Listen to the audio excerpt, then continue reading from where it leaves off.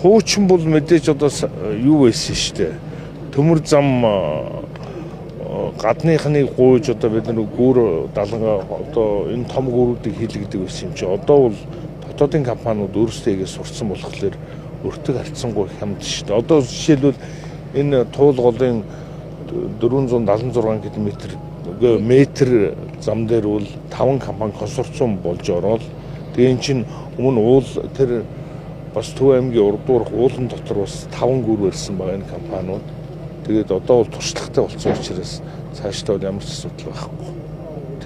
Өртгийн хувьд бол энэ дотоодын компани хийж байгаа болохоор бид нар бол бүхэл талаар дэмжиж тэгээд ажиллаж байгаа.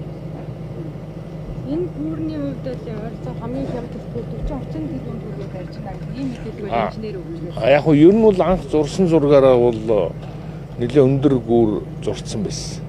Тэгээ ирээд ийм гүүр байж болохгүй намсхна гээд тэгээд харин ч одоо бид нар баг энэ дээр 20 гаруй тэрбумыг хэмнээд доошоо юугээ 7-8 метр өндөр байсан гүүрээ намсгаад тэгээд 40 тэрбумд л хийж байгаа. Энэ бол хамгийн одоо баг дэлхийд хамгийн хямдхал гүүр байна. Эдийн засгийн үүрэг гэж. Одоо бид энэ чинь аюултай бодцыг хийх асуудлыг хотоос зайлшгахаас гадна эдийн засгийн үүрэг. Уу яг эдийн засгийн үүрэг чинь бол юу штэ.